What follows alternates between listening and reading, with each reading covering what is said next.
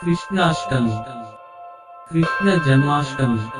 హిందూ ఇతిహాసాలలో శ్రీ మహావిష్ణువు 8వ అవతారం శ్రీకృష్ణుడి జన్మదినం. కృష్ణ జన్మాష్టమిని కృష్ణాష్టమి అని, జన్మాష్టమి, గోకులాష్టమి, అష్టమి రోహిణి అని కూడా పిలుస్తారు.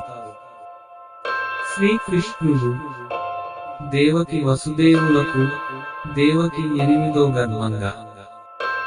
శ్రావణమాసము కృష్ణపక్షం అష్టమి తిథి రోజు కంసుడి చెరసాలలో జన్మించాడు. చాంద్రమాన పంచాంగం ప్రకారం శ్రావణ బహుళ అష్టమి తిథి. ఇదే రోజు రోహిణి నక్షత్రం కొద్దిసేపు చంద్రాయుక్తమై ఉంటుంది.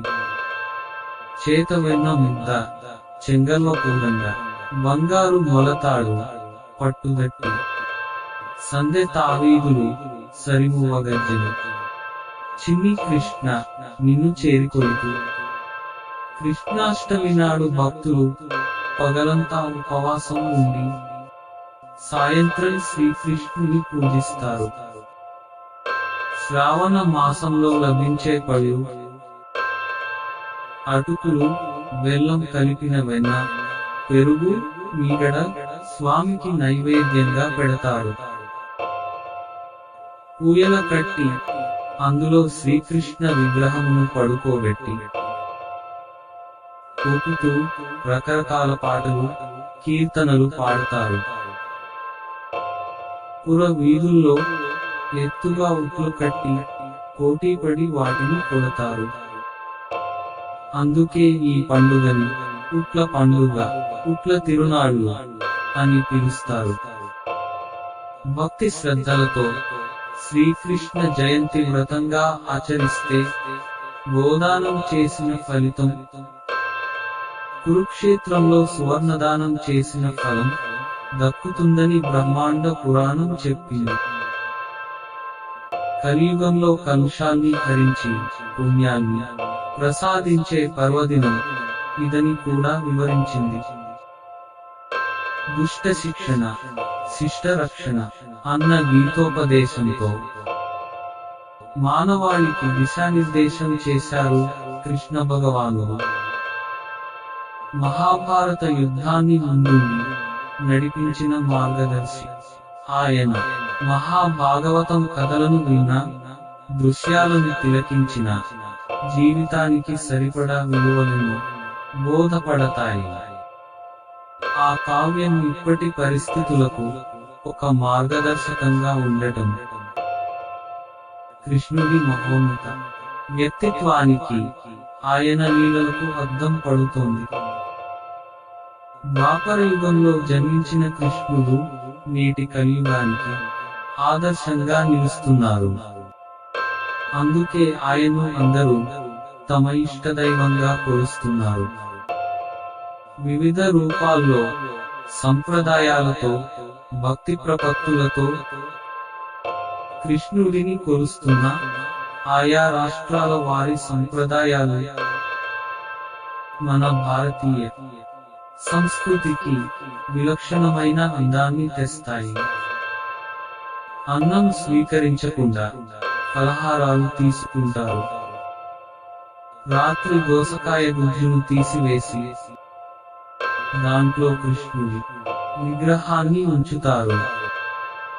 దాన్ని తల్లి గర్భంగా భావించి పూజలు చేస్తారు. రాత్రి 12 గంటల తర్వాత అందులోంచి విగ్రహాన్ని తీసి పాలతో అభిషేకం చేసి కృష్ణుడి విగ్రహానికి హారతి, పూజ నిర్వహిస్తారు. అనంతరం ఊయలలో ఉంచి భక్తి జోలపాటలతో భజన నిర్వహిస్తారు. వెన్న, పెరుగు, పళ్లతో తయారు చేసిన పదార్థాలను అలంకరించిన కుండలో ఉంచి మహిళలు, యువతి, యువకులు అందరూ కలిసి ఉట్టి కొట్టే కార్యక్రమం నిర్వహిస్తారు. అదే సమయంలో స్త్రీలు దాండియా నృత్యాలు చేయగా పురుషులు ప్రత్యేక నృత్య ప్రదర్శనలతో ఆనందోత్సవాలను పంచుకుంటారు.